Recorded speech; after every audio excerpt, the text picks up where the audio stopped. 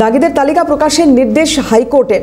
Group C এবং D ৭,২৯৩ জন দাগির তালিকায় প্রতি দাগির বিস্তারিত তথ্য থাকতে হবে, রোল, প্রাপ্ত নাম্বার, বাবার নাম, ঠিকানা, এই সমস্ত কিছু থাকতে হবে। যদিও ইতিমধ্যে ৩,৫১২ দাগিদের তালিকা প্রকাশ হয়েছে। বিশদে জানবো, অভিরূপা হাজরা আমাদের প্রতিনিধি রয়েছেন, কথা বলবো অভিরূপার সঙ্গে। অভিরূপা,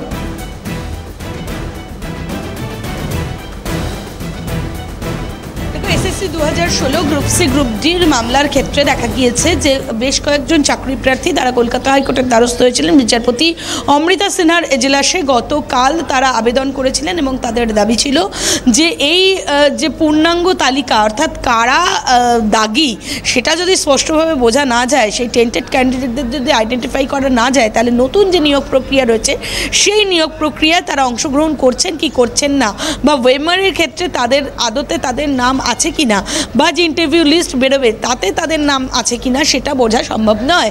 আর সেই কারণেই স্বচ্ছতা বজায় রাখতেই বা যারা চাকরি প্রার্থীরা রয়েছেন তাদের দাবি যে এসএসসির যাতে স্বচ্ছ নিয়ে কাজ করছে কিনা, স্বচ্ছতা নিয়ে কাজ করছে কিনা সেটা বোঝার জন্য এই ওয়েমারশিট প্রকাশের প্রয়োজনীয়তা রয়েছে। এবং তারপরই বিচারপতি অমৃতা সিনহা একটা ইন্টারিম অর্ডার দেন যে এই পুরো সকলের অর্থাৎ এই গ্রুপ সি গ্রুপ ডির যে কজন পরীক্ষার্থী রয়েছে তাদের প্রত্যেকের ওয়েমারশিট প্রকাশ্যে আনতে হবে এবং পাবলিক ডোমেনে সেটা দিতে হবে। সেখানে থাকতে হবে দাগিদের সমস্ত তথ্যাদি, অর্থাৎ দাগিদের নাম, ওয়েমারশিট এবং তার সঙ্গে তার বাবার নাম, ঠিকানা, এটা দিতেই হবে। তার অন্যতম কারণ হচ্ছে অনেকেরই নাম একই থাকে বা টাইটেলও একই থাকে, সেক্ষেত্রে বাবার নাম এবং ঠিকানায় সেটা আলাদা করা সম্ভব হবে। সেই কারণে এই দাগিদের পূর্ণাঙ্গ তালিকা প্রকাশ করার নির্দেশিকা দিয়েছেন বিচারপতি অমৃতা সিনহা এবং এটা অনেকটাই কার্যকরী হবে বলে মনে করছেন বিচারপতি। তার কারণ তাহলে তো অভিরূপা সেক্ষেত্রে নিয়োগ প্রক্রিয়া কমপ্লিট হবেই না যতক্ষণ না এই মামলা নিষ্পত্তি হয়।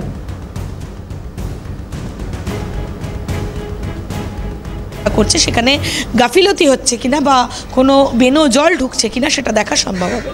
অভিরূপা, তাহলে তো নিয়োগ প্রক্রিয়া সম্পন্ন করাই অসুবিধার হয়ে যাবে যদি এই মামলা যতক্ষণ না নিষ্পত্তি হচ্ছে।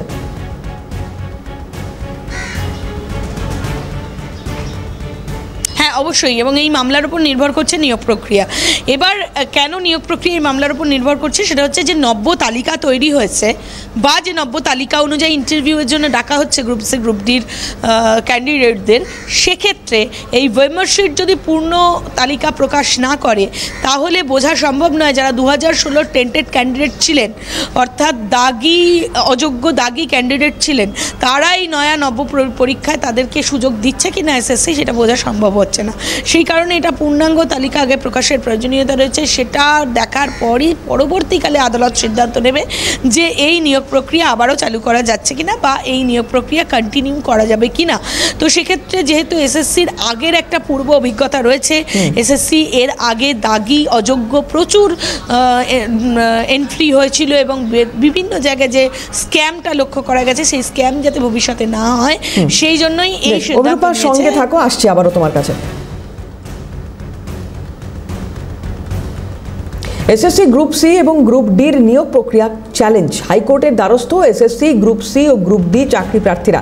তালিকা থেকে নাম বাদ দেওয়ার অভিযোগ, অযোগ্য চাকরি প্রার্থীদের তালিকায় অন্তর্ভুক্ত করারও অভিযোগ।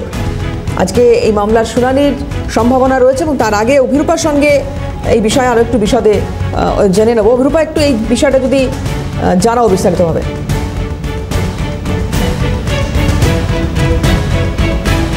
দেখো, গ্রুপ সি গ্রুপ ডি নয়া যে পরীক্ষা এসএসসির পরীক্ষা তাতে যে গ্রুপ সি গ্রুপ ডির নিয়োগ প্রক্রিয়া শুরু হয়েছে এবং এই ইন্টারভিউ লিস্ট যেটা তৈরি হয়েছে সেখানে দেখা গেছে যে একাধিক দাবি, কয়েকজন চাকরি প্রার্থীর দাবি যে একাধিক চাকরি প্রার্থীর নাম বাদ গিয়েছে এবং শুধু তাই নয় ওই জায়গায় অযোগ্যদের নাম ঢোকানো হয়েছে।